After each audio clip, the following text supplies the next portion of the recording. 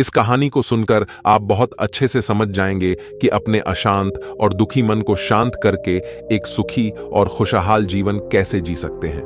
दोस्तों, बहुत पहले की बात है। एक राज्य का राजा अपने अशांत मन से बहुत परेशान था। वह राजा अपने अशांत मन को शांत करने का बहुत प्रयास करता है, लेकिन वह अपने मन को शांत नहीं कर पाता। वह अपने मन की अशांति से इतना परेशान हो चुका होता है कि वह इसे शांत करने के लिए अलग अलग तरीकों को अपनाता है, हर संभव प्रयास करता है जो वह कर सकता है।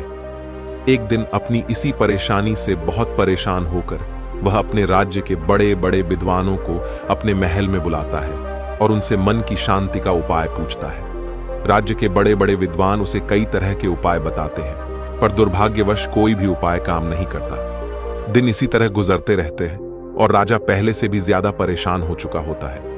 फिर एक दिन अचानक एक व्यक्ति राजा के पास आता है और बोलता है, महाराज, आपके मन को शांत करने का मेरे पास एक उपाय है। राजा जैसे ही उस व्यक्ति की बात सुनता है, वह बहुत खुश हो जाता है और उस व्यक्ति से कहता है, यदि तुमने मुझे मेरे अशांत मन को शांत करने का कोई उपाय बता दिया तो मैं तुम्हें इतना धन दूंगा जितना तुमने कभी सोचा भी नहीं होगा, और ना ही तुमने जीवन में इतना धन देखा होगा। वह व्यक्ति राजा से कहता है कि महाराज, आपके मन की शांति का उपाय मैं तो नहीं बता सकता, पर मैं एक सन्यासी को जानता हूं जो आपका मन शांत कर सकते हैं। वह बहुत ही पहुंचे हुए सन्यासी हैं। उनकी ख्याति पूरे राज्य में फैली है। पूरे राज्य में उनकी महानता के चर्चे हैं। आप एक बार उस सन्यासी से अवश्य मिले, वह आपकी समस्या का समाधान अवश्य ही कर देंगे। व्यक्ति की यह बातें सुनकर राजा को बहुत हल्का महसूस हो रहा था। उसे लग रहा था कि शायद अब उसका अशांत मन शांत हो जाएगा और वह खुशी से अपना जीवन जी पाएगा। अब राजा उस व्यक्ति से पूछता है, कहाँ मिलेंगे मुझे? यह सन्यासी वह व्यक्ति बोला, यहां से कुछ दूरी पर जो जंगल है वही उनकी छोटी सी कुटिया है जहां वो रहते हैं, आप वहीं चले जाएं। वह सन्यासी आपको वहीं मिलेंगे। राजा अपने सैनिकों को बुलाता है और सन्यासी से मिलने के लिए जंगल की ओर प्रस्थान करता है। कुछ ही समय में वह सन्यासी के पास पहुंचता है और सन्यासी से कहता है, हे महात्मन, मैंने आपके बारे में बहुत सुना है। मैंने सुना है कि आप बहुत पहुंचे हुए सन्यासी हैं। आप लोगों की समस्याओं का हल बता देते हैं। मैं एक राज्य का राजा हूं और बहुत दूर से आपसे मिलने आया हूं। इतना कहकर राजा चुप हो जाता है और देखता है कि सन्यासी उसे अनदेखा कर रहे हैं। फिर राजा सोचता है कि शायद सन्यासी ने मुझे सुना नहीं, इसलिए राजा फिर से कहता है, महात्मा, मैंने सुना है कि आप बहुत पहुंचे हुए सन्यासी हैं। क्या आप मेरी समस्या का समाधान भी कर सकते हैं? सन्यासी अभी राजा की किसी भी प्रश्न का उत्तर नहीं देते और बस मौन बने रहते हैं। सन्यासी को मौन देखकर राजा को बहुत आश्चर्य होता है। राजा मन ही मन सोचता है कि सन्यासियों उसे कोई उत्तर क्यों नहीं दे रहे हैं। अब हार थककर राजा मुद्दे की बात पर आता है और सन्यासी से पूछता है, महात्मा, क्या आप मेरे मन को शांत कर सकते हैं? राजा की बात सुनकर सन्यासी मुस्कुराते हैं और राजा से पूछते हैं, तुम्हारा मन अशांत क्यों है राजा? कहता है, वैसे तो मेरे पास सब कुछ है, किसी चीज की कोई कमी नहीं है। मेरे पास इतना धन है जिसका मुझे कोई अंदाजा भी नहीं। सभी तरह की सुख सुविधाएं मेरे पास है और राज्य के सभी लोग मेरा बहुत सम्मान करते हैं। उनके मन में मेरे लिए बहुत आदर है। मैंने अपने जीवन में बहुत सारे दान पुण्य भी किए हैं। बस मेरे जीवन में एक ही चीज की कमी है कि मेरा मन शांत नहीं रहता है।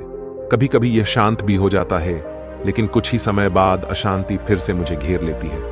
क्या आप मेरे मन को शांत कर सकते हैं? मैं बड़ी आशा और उम्मीद लेकर आपके पास आया हूं। मैं अपने जीवन में सारे उपाय कर चुका हूं, बस आप ही मेरी अंतिम आशा हो। राजा की यह सारी बातें सुनकर सन्यासी कहते हैं, बिल्कुल मैं तुम्हारे मन को शांत कर सकता हूं। राजा बहुत खुश हो जाता है और कहता है, महात्मा, उसके लिए मुझे क्या करना होगा? सन्यासी मुस्कुराते हुए कहते हैं, तुम कल सुबह मेरे पास आना, पर ध्यान रहे बिल्कुल अकेले आना।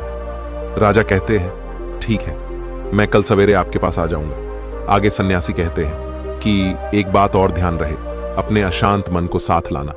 इतना सुनकर राजा आश्चर्य में पड़ जाता है और सोचता है, यह कैसी बात है? भला राजा कहता है, महात्मा, आप यह क्या कह रहे हैं? मैं समझ नहीं पाया, कृपया करके एक और बार बताइए। सन्यासी राजा से कहते हैं, मैं तुमसे कह रहा हूं कि तुम कल सुबह जल्दी आना और अपने अशांत मन को साथ लेकर आना। कहीं ऐसा ना हो जाए कि तुम उसे अपने महल में ही छोड़ाओ। सन्यासी की बातें राजा को समझ नहीं आ रही थी। वह सोचने लगा कि यह सन्यासी कोई पागल तो नहीं है, पर क्योंकि सन्यासी राजा की आखिरी उम्मीद थे, उसके पास कोई दूसरा विकल्प नहीं था। इसलिए वह सोचता है कि चलो एक बार प्रयास कर ही लेना चाहिए। अगले दिन राजा सुबह सुबह उठकर अकेले ही सन्यासी के पास पहुंचता है और कहता है, महात्मा, मैं आ गया। सन्यासी राजा से कहते हैं, तुम तो आ गए हो, अच्छी बात है, लेकिन तुम्हारा अशांत मन कहाँ है? लाओ अपने अशांत मन को मुझे दे दो, मैं उसे अब भी ठीक करके तुम्हें वापस दे दूं। राजा कहता है, आप ये कैसी बातें कर रहे हैं? मैं समझता था कि आप बहुत पहुंचे हुए सन्यासी हैं, लेकिन आप तो इतना भी नहीं जानते कि मन कोई ऐसी वस्तु नहीं है जिसे मैं उठाकर आपको लाकर दे दूं। मन तो मेरे भीतर है सन्यासी।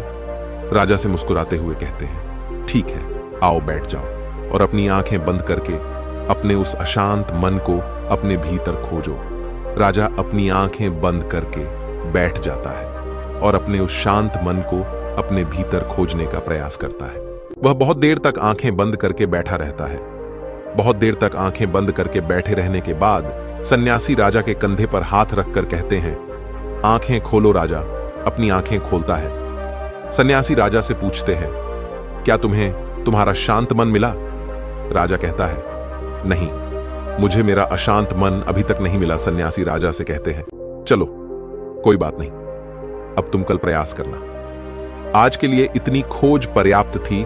इतना सुनकर राजा सन्यासी से आज्ञा लेकर अपने महल वापस लौट जाता है। अगले दिन फिर सुबह सुबह राजा सन्यासी के पास पहुंच जाता है और वैसा ही करता है जैसा उसने कल किया था। राजा अपनी आंखें बंद करके बैठ जाता है और अपने उस अशांत मन को अपने भीतर खोजने का प्रयास करने लगता है। बहुत देर तक राजा अपनी आंखों को बंद किए बैठा रहता है। थोड़ी देर बाद सन्यासी फिर से राजा के कंधे पर हाथ रखते हैं और कहते हैं, क्या तुम्हें तुम्हारा अशांत मन मिला? राजा बड़ी शांत आवाज में सन्यासी से कहता है, नहीं, मुझे मेरा अशांत मन आज भी नहीं मिला। सन्यासी राजा से कहते हैं, ठीक है, कोई बात नहीं, आज के लिए इतना ही पर्याप्त है, अब तुम कल फिर आना। आज फिर से राजा सन्यासी से आज्ञा लेकर अपने महल को वापस लौट जाता है। अगले दिन सुबह फिर राजा सन्यासी के पास पहुंचता है और बिल्कुल वैसा ही करता है जैसा वह पिछले 2 दिनों से कर रहा था। वह अपनी आंखें बंद करता है और बैठ जाता है और अपने उस अशांत मन को खोजने का प्रयास शुरू कर देता है। राजा अपनी आंखें बंद करके बैठा रहता है। उधर सन्यासी आज राजा के कंधे पर हाथ रखकर उसकी आंखें नहीं खुलवाते। राजा बस अपनी आंखें बंद करके बैठा रहता है। काफी समय बीत जाता है, वह फिर भी बैठा रहता है। इस बीच सन्यासी राजा के पास ही बैठे रहते हैं। पूरा दिन बीत जाता है, पूरी रात बीत जाती है, पर राजा अपनी आंखें नहीं खोलता।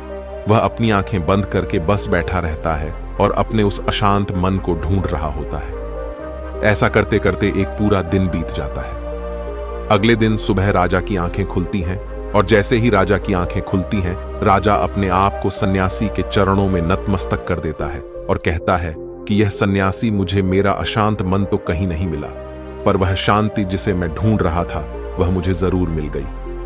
आप धन्य हैं। मैं जीवन भर आपका शुक्रगुजार रहूंगा कि आपने मुझे इस शांति को खोजने में मेरी सहायता की। दोस्तों, इस कहानी से हमें यह सीखने को मिलता है कि अगर हमारा मन अशांत हो तो हमें उसे शांत करने के लिए बाहरी सामग्री की तलाश करने की बजाय अपने अंदर की गहराइयों में जाने की कोशिश करनी चाहिए। हमें अपने भीतरी शांति को पहचानने का प्रयास करना चाहिए, क्योंकि शांति वास्तव में हमारे हृदय में होती है, न कि बाहरी दुनिया में। इस कहानी से हमें यह सीखने को मिलता है कि जीवन के समस्याओं और तनावों का सही समाधान हमारे अंदर ही हो सकता है।